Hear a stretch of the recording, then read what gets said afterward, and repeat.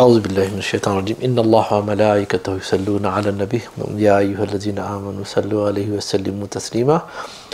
اللہم صل وسلم وبارک علی سیدنا محمد وآلہ واصحابہ وازواجہ وذریاتہ واہل بیتہ والشیعہ محبی امتہ۔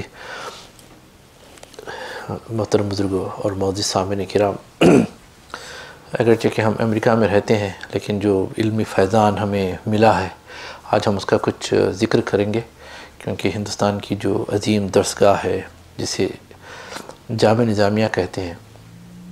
جامعہ ازہر کے بعد جو انتہائی ریلائبل اور قابل اعتماد جو ادارہ ہے اور جو علم کا سرمایہ ہے جامعہ نظامیہ، انشاءاللہ ہم اس کے متعلق چند باتیں۔ جامعہ نظامیہ نے اس کے جو بانی ہیں حضرت شیخ الاسلام عارف باللہ انور اللہ خان رحمۃ اللہ تعالیٰ علیہ، جنہیں فضیلت جنگ بہادر کہتے ہیں، اور ویسے اب نیا سال بھی شروع ہو رہا ہے اور ہر سال اپنی ایک نوعیت کا رہا، اور پھر ایک نیا سال آ رہا ہے جس کی مبارکبادی بھی ہے اور جو کہ ہمارے موت کے قریب بھی لے جا رہا ہے۔ جو ایک سال ہمارا جو چلا گیا وہ تو چلا گیا، اب جو آنے والا ہے بس دعا یہ کریں کہ اللہ تبارک و تعالیٰ ہمیں بس اسلام ایمان پر رکھے اور تمام دینی و دنیاوی سعادتوں اور وجاہتوں سے مالا مال کرے، اور بے شک یہ مبارک کرے ہمارے لیے، کیونکہ مومن کے لیے حیات بھی خیر ہے اور موت بھی اس کے لیے خیر ہوتی ہے ایک مومن کے لیے۔ تو انشاءاللہ تعالیٰ تو بہرحال حضرت شیخ الاسلام بانی جامعہ نظامیہ حضرت انور اللہ خان صاحب قبلہ رحمۃ اللہ تعالیٰ علیہ، آپ کی پیدائش 1264 ہجری میں ہوئی، یعنی آج سے 180 سال سمجھیے، اور ناندیڑ میں پیدا ہوئے تھے آپ، اور ماشاءاللہ آپ کی ولادت سے پہلے آپ کی جو والد محترمہ ہے، چونکہ وہ حضرت احمد کبیر رفاعی رحمۃ اللہ تعالیٰ علیہ کی اولاد میں سے تھی، حسینی سید تھی، اور انہوں نے سرکار دو عالم صلی اللہ تعالیٰ علیہ وآلہ وسلم کو خواب میں قرآن پڑھتے ہوئے دیکھا تھا۔ سو اسے بشارت یہ ملی کہ انشاءاللہ ان کے گھر میں جو لڑکا تولد ہوگا وہ قرآن کی بڑی خدمت کرے گا، اور الحمدللہ ویسے ہی ہوا، اور آپ کے والد حضرت ابو محمد شجاع الدین یہ بھی بہت بڑے عالم دین تھے۔ اور چونکہ میں یہ اس واسطے ذکر کروں کہ اللہ کے نبی سرکار دو صلی اللہ تعالیٰ علیہ وسلم کا ارشاد ہے کہ لا یشکر اللہ من لا یشکر الناس، کہ آدمی شکر گزار جو بندوں کا نہیں ہوتا وہ اللہ کا بھی شکر گزار نہیں ہوتا۔ تو جو علمی فیضان اور علمی مواد ہمیں ملا ہے، خصوصاً جو ساؤتھ انڈیا، اور ساؤتھ انڈیا میں خصوصاً حیدرآباد جو ہے، یہ کہنے میں پیچھے نہیں ہٹوں گا کہ حوزہ علمیہ تھا، کہ علماء ہر گھر میں ایک عالم، مسلمان گھر میں عالم حافظ کا ہونا تو ایک عام بات تھی۔ ایک بہت بڑی برکتوں والا ایک زمانہ گزرا ہے حیدرآباد کا، خصوصاً جو نظام کا دور گزرا ہے، جو دیکھے ہیں وہ جانتے ہیں کہ ہر گھر میں، اور ماشاءاللہ کوئی عقائد کی وغیرہ کی لڑائیاں جھگڑے نہیں تھے کہ علم غیب کا مسئلہ ہو، وسیلے کا مسئلہ ہو، ایسا کوئی مسئلہ نہیں تھا۔ الحمدللہ ہر چیز اچھی تھی، اور بدعقیدگی وہاں پر سر نہیں اٹھاتی تھی، اور اولیاء اکرام کا بھی گہوارہ رہا، بڑی بارگاہیں تھی، خانقاہی نظام تھا، ایک پیسفل انوائرمنٹ تھا۔ اور چونکہ میں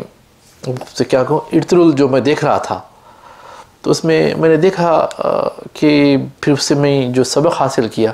کہ اسلام جو پھلا پھولا، مسلمان اور آگے بڑھے، آبادیاں آگے بڑھی، بڑی حکومتیں آتی گئی، اور دامن اسلام اس کو سمیٹتا رہا، اور الحمدللہ پیسفل انوائرمنٹ رہا۔ اس میں سب سے بڑا جو کام رہا وہ صوفیاء اکرام کا رہا، اولیاء اکرام کا رہا، کہ یہ پہلے خود چلے جاتے تھے اور وہاں جا کے دین کا کام کرتے، تو پھر وہاں کے لوگ خود چاہتے تھے کہ بھئی ایک اسلامی نظام یا قائم ہو۔ تو اس طریقے سے کوئی اسلام تلوار کی زور پہ نہیں بلکہ محبتوں سے پھیلا۔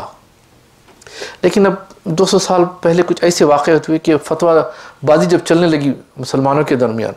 اور ایک مسلمان دوسرے مسلمان کو کافر اور مشرک کہنے جب لگا، تو اسلام کا بڑا نقصان ہوا اس میں، اور اس کے بعد سے آپ دیکھیں کہ اسلام آگے پھیلا نہیں، یعنی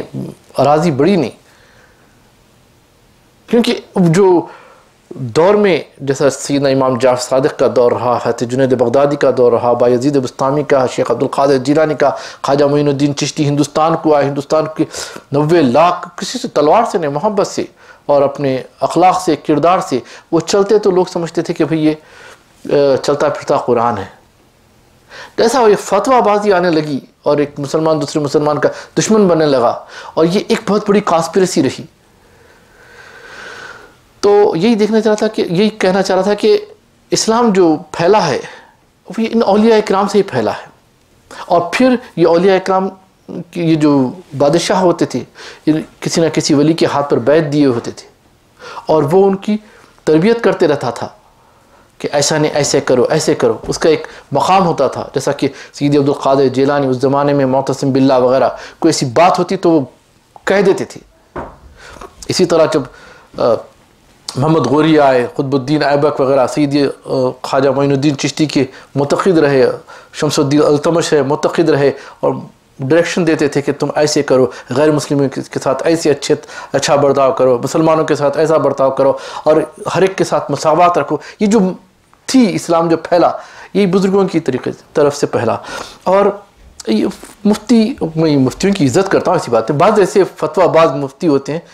علماء سو جسے کہتے ہیں، ان کا فتنہ بھی بڑا خطرناک ہوتا ہے، اور یہ مسلمانوں کو جدا کرنے میں نے بہت بڑا اہم رول انہوں نے ادا کیا، نعوذ باللہ۔ اور یہ مدد کی انہوں نے، ان کی جو اسلام کے دشمن تھے، تو انہوں نے کہا بھئی ہم مسلمانوں سے تو لڑ نہیں سکتے، تو کیا کرنا، مسلمانوں کو ہی لڑا دینا آپس میں، ایک ایک مسئلہ نکال دو۔ ان کے پاس جو حساس مسئلہ ہے وہ ذات پاک مصطفیٰ کا ہے، کہ وہ مسئلہ چھیڑ دو، سرکار کی ذات پہ کوئی ایسی بات چھیڑ دو کہ ایک مسلمان کے دو گروہ ہو جائے، پھر مارم پیٹی شروع ہو جائے، اور سمجھ رہے ہیں کہ کوئی ایکسٹرنل فورسز سے جو ہمیں جدا کر رہی ہے۔ تو بہرحال یہ تمام چیزیں میں اس واسطے بیان کر رہا ہوں کہ ہم جانیں کہ اولیاء اکرام کا جو رول رہا ہے، جو لوگ بھول رہے ہیں ان کے احسانات کو، آج جو گلی گلی ہو رہے ہیں اور کچھ اسلام میں ترقی نہیں ہو رہی، مسلمان پڑھ نہیں رہے ہیں، مسلمان آگے نہیں بڑھ رہے ہیں، تو شیخ الاسلام انوار اللہ خان حضرت رحمۃ اللہ تعالیٰ علیہ جو فضیلت جنگ جنہیں کہتے ہیں، جن کو خطاب ملا تھا، کیونکہ پھر وہ ماشاءاللہ جب پیدا ہوئے، پھر ان کے بعد جب 7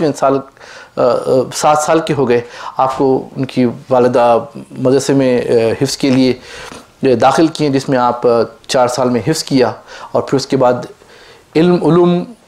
حاصل کرتے رہے۔ پھر اس کے بعد حاجی منیر الدین غالباً تھا ان کا نام، ان کی صاحبزادی سے شادی کیا، ابھی آپ 24 سال کے تھے غالباً، ایک نوکری ملی۔ وہ نوکری میں بڑی بات یہ تھی کہ وہاں پر ایک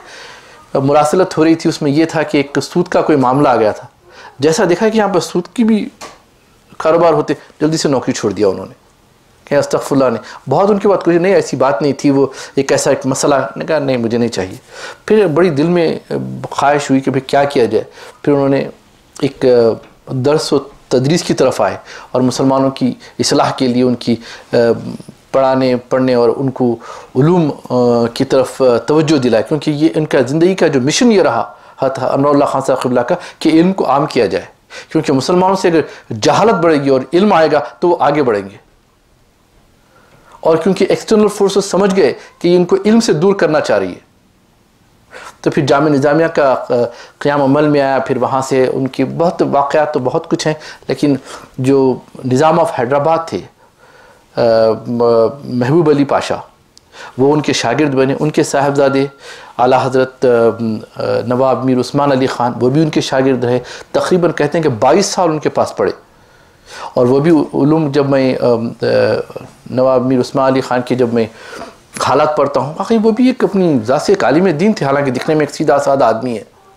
اللہ اکبر، اور انتہائی فقیر منش انداز سے رہتا ہے، بادشاہ وقت ہے، لیکن ایک پھٹی شیروانی، ایک ٹوپی بھی عجیب سی، ایک فقیرانہ شان میں، حالانکہ بلینئرز میں تھے اس زمانے میں، بلینئرز میں ٹاپ موسٹ 10 ٹاپ میں ان کا نام آیا کرتا تھا،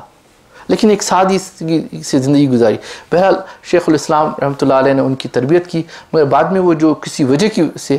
کہتے ہیں کہ کچھ اپنا تبدیلی مذہب کیا، لیکن ان کے وفات کے وقت انہوں نے جب وصیت کی تھی، نواب میر عثمان علی خان جو اعلیٰ حضرت کہتے ہیں، کہا تھا کہ مجھے سنی طریقے سے کرنا، تو ایک اپنا کچھ جو جواہرات وغیرہ کچھ بچانے کے لیے ایک لمبی واقعات ہے، سمپل از دیٹ کہ کہ انہوں نے تبدیلی مذہب نہیں کیا بعد میں. اللہم صلی علی سیدنا. تو اب آئیے پھر آپ پھر اپنے بیت میں جو سلسلہ قادریہ اور چشتیہ میں رفیع الدین قندھاری رحمۃ اللہ علیہ کو بیت دیا، جو نقشبندی اور قادری چشتی کے جامع تھے، جو حیدرآباد میں قاضی پورہ جسے مشہور ہے، وہاں کے جو خواجہ محبوب اللہ رحمۃ اللہ علیہ ہیں، ان کے دادا پیر، ان کے مرشد شجاع الدین، ان کے مرشد حضرت رفیع الدین قندھاری رحمۃ اللہ علیہ، ان کو بیت دی. اور پھر بعد میں تجدید بیت حضرت مہاجر مکی رحمۃ اللہ علیہ جب ان کا انتقال ہوا، پھر آپ مدینہ منورہ گئے، وہاں پر 3 سال رہے.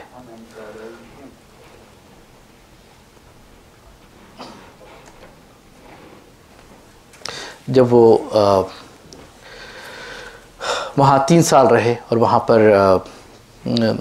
کچھ کتابیں لکھی وہاں پر، ان میں مشہور کتاب یہ تھی کہ انوار احمدی. اس وقت کیونکہ عقائد آہستہ آہستہ بگڑ رہے تھے مسلمانوں کے، ایک نئے نئے عقائد، میلاد نہیں منانا، سلام میں نہیں ٹھہرنا، حضور کے ایک نئے نئے عقیدے وسیلہ نے، تو اس وقت ہی نکلے تھے.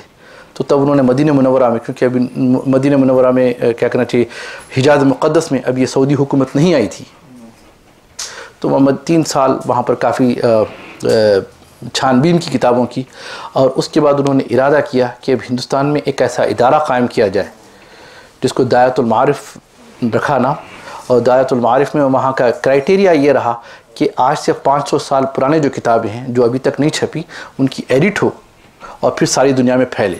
اور ایسی ہی ہوا. آج بھی ساری دنیا میں جو اسلامی کتابیں ہیں، جو کنز العمال ہے، مستدرک ہے، الحاوی فی الطب، یہ وغیرہ جو کتابیں ہیں، اگر آپ دیکھیں گے تو یہ یہیں سے ایڈٹ ہو کے نکلی. پہلے قلمی نسخے ہوا کرتے تھے، اور قلمی نسخے بڑے مشکل ہوا کرتے تھے پڑھنا کرنا اس کے لیے.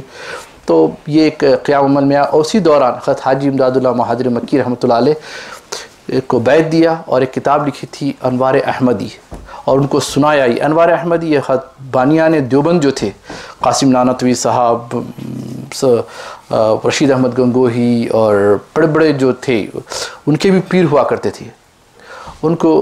بیت دی. پھر اس کے بعد ہندوستان میں جو آئے اور دائرۃ المعارف کا قیام عمل میں لایا، پھر وقف بورڈ کا قیام. اور وقف بورڈ کا اس کا وہ سمجھ گئے تھے کہ اب یہ جب یہ انگریزوں کی حکومت چلے جائے گی تو مسلمانوں کی بڑی بڑی پراپرٹیز ہیں، اس کو وقف میں شامل کر دیا جائے تاکہ مسلمانوں کی مدد کی جائے. لیکن افسوس کہ آج وہ چیز ہو نہیں رہی ہے. وہاں پر سو قال سجادہ نشین وغیرہ بیٹھے ہیں اور وہ غلے کھا رہے ہیں. اللہ معاف کرے، اللہ معاف کرے، میں کسی کے نام لینا پسند نہیں کرتا، لیکن بڑی تکلیف ہوتی ہے اس کی. ان کا مقصد یہ تھا کہ یہ جو بارگاہ ہیں، ان سے جو حصول ہوتا ہے، جو پیسہ جمع ہوتا ہے، اس میں انہوں نے کئی آئٹمز قائم کیے تھے. اس کا ان کو ترتیب یاد نہیں، لیکن سب سے پہلا یہ تھا کہ ایجوکیشن، کہ مسلمانوں کا اس کے اندر یہ جو پیسہ ہے، اس سے ایجوکیشن کی طرف توجہ دلائے، کیونکہ جہالت بہت آئے گی مسلمانوں. سب سے پہلا کام. پھر اس کے بعد بیواؤں کا، یتیموں کا، پھر دوسرے چیزوں کے لیے انہوں نے کہا کہ ایسا اس کا جو حصول ہوگا، اس کا جو ریونیو آئے گا، جو بھی پیسہ بنے گا، وہ اس طریقے سے تقسیم ہو. لیکن افسوس کی بات ہے کہ ایسا ہو نہیں پا رہا.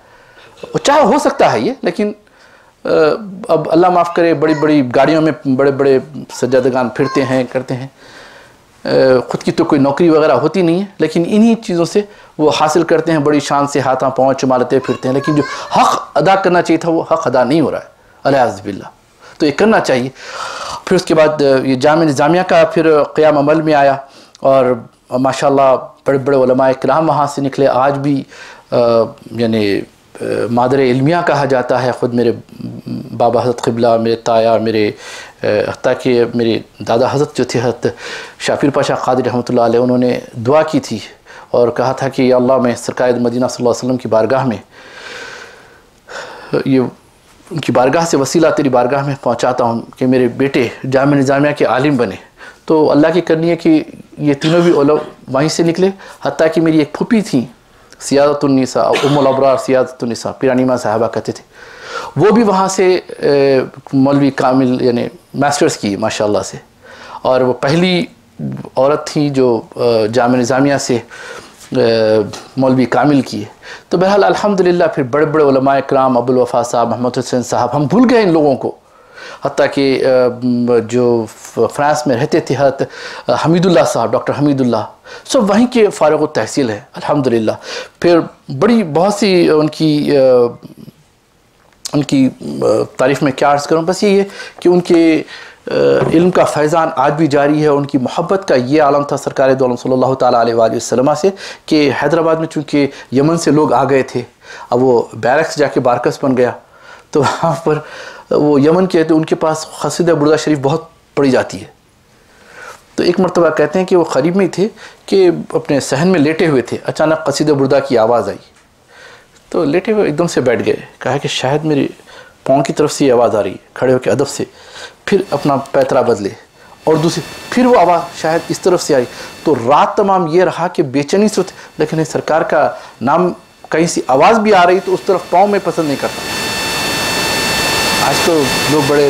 قبلے کی طرف پاؤں کر کے سو جاتے ہیں، اجازت ہے اس کی لیکن نہیں کرنا چاہیے. ایک ادب قاعدہ ہوتا ہے، کیونکہ سرکار صلی اللہ علیہ وسلم نے فرمایا تھا نا کہ ایک شخص جو امام تھا، حالانکہ صحابی رسول، ابی داؤد شریف کی حدیث ہے، قبلے کی طرف، کعبے کی قبلے کی طرف منہ کر کے کھکارا اور چھوٹ گیا. بہت بڑی انسان کرتا ہے.